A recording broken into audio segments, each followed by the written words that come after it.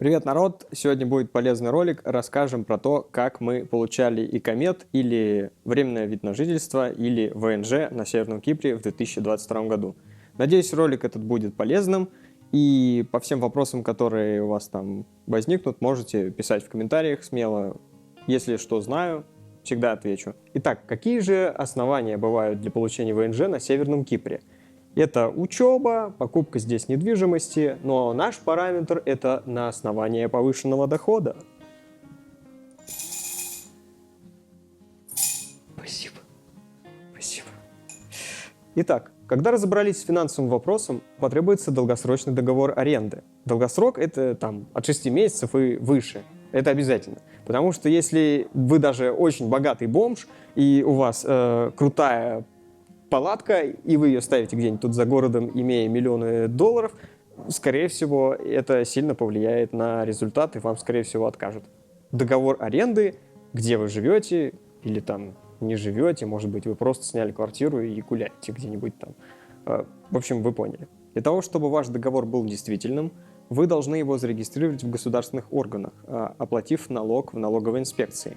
Второе. Вам нужно сходить к Мухтару. Мухтар – это такой староста, и в разных районах города или других регионах они везде разные. Товарищ Мухтар подтвердит вашу личность. Для этого ему потребуется ваш загранпаспорт, оригинал договора об аренде и марки.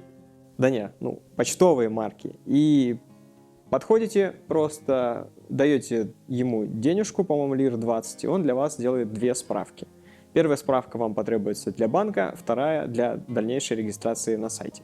Далее нам нужно открыть счет в местном банке. Топаем в банк, даем справку от Мухтара первую, причем оригинал у вас заберут, и счет открывается в течение одного дня.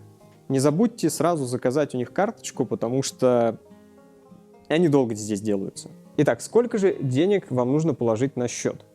Чем больше, тем лучше, на самом деле. Но вообще рассчитывайте по формуле месячная минимальная зарплата на Северном Кипре, это сейчас 8600 теле, умноженная на 12 и умноженная на 3. Таким образом вы получите сумму, которую нужно будет показать местным органам. Можно положить в теле, можно в фунтах, можно в евро, можно в долларах, в любой удобной валюте, но не в рублях. Ну что ж, завели счет, положили деньги, взяли справку от Мухтара. Топаем домой. Открываем ваш компьютер, ноутбук или то, что у вас есть под руками, и заходим на государственный сайт, где вам потребуется зарегистрироваться. Ссылка в описании. Проходим несложную регистрацию, имя, фамилия ваших родителей, место рождения. Далее загружаем скан паспорта, главную страницу, и страницу со штампом о въезде. Стоит упомянуть, что с момента, как вы зарегистрировались на сайте и начали процедуру прохождения ВНЖ, ваш статус на острове легален. Даже если у вас в момент прохождения регистрации закончится ваша туристическая виза, вот этот штамп, ничего страшного. Для органов вы абсолютно легально здесь находитесь. Сайт довольно удобный, там есть прогресс-бар ваших действий, и все по пунктам расписано. То есть шаг за шагом, что вам потребуется сделать. Перепутать ничего невозможно. Пока не сделаете полностью, не закроете один блок, вы не сможете перейти к другому. После того, как информация на сайте с вашими сканами обновится, вам назначат дату рандеву в местной полиции, куда вам нужно явиться с необходимым пакетом документов. На сайте у вас будет информация о том, какие необходимы документы для того, чтобы пойти и успешно пройти рандеву. Но сейчас я про них расскажу. Первое – фотографии. Второе – скан паспорта. Первая страница и страница со штампом. Копия договора аренды, копия справки от Мухтара. В моем случае еще потребовалось перевести мое свидетельство о браке на турецкий язык и юридически его заверить. Я это сделал у нотариуса за 300 лир, проблем не возникло. Желательно делайте побольше копий, мало ли пригодится. И также не забывайте перед тем, как вам идти, за пару дней сходить в банк и сделать выписку с вашего счета.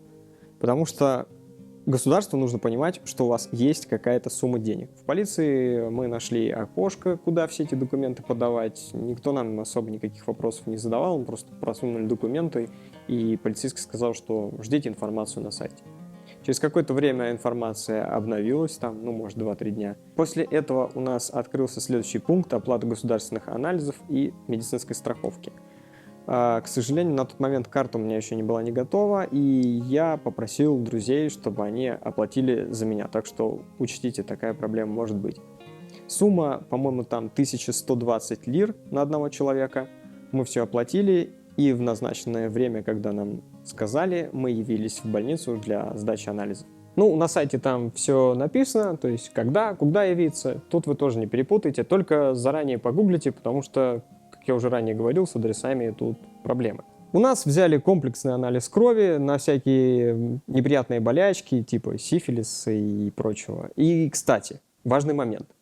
На острове частенько попадаются ложноположительные результаты. Так что если вы вдруг нечаянно оказались сифилитиком, не переживайте. Вас просто попросят этот тест пересдать. Все с вами окей, не парьтесь. Ну или не окей. Я же не доктор. Через 2 дня сказали явиться, показать результаты. Мы пришли, показали наш тест МАНТУ. Медсестра сказала, что через какое-то время информация обновится. И все. Теперь ждем. Вам должно прийти письмо на вашу почту, которую вы указали на сайте, либо просто обновляете информацию. Заходите на страницу и смотрите. У меня это заняло 1 месяц. Через месяц у нас появилась информация о том, что требуется оплатить налог за ВНЖ. На 6 месяцев налог составил 271 лиру на одного человека. Далее мы оплатили эти налоги, и буквально через пару секунд на сайте появился долгожданный икомет.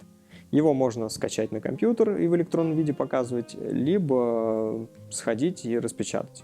Ну, естественно, лучше сходить и распечатать бумажную копию. Немного нюансов. Вид на жительство на Северном Кипре не дает вам разрешения на работу. Это отдельная виза. Есть организации, которые помогают оформлять, то есть за вас все делают. И я не буду говорить, естественно, какие-то организации. Если нужно, вы сами нагуглите. Но в моем случае я проходил это все самостоятельно, клал деньги на счет, то есть каждый тут, я думаю, разберется. Спасибо за просмотр, ролик получился довольно коротким, но, наверное, информативным.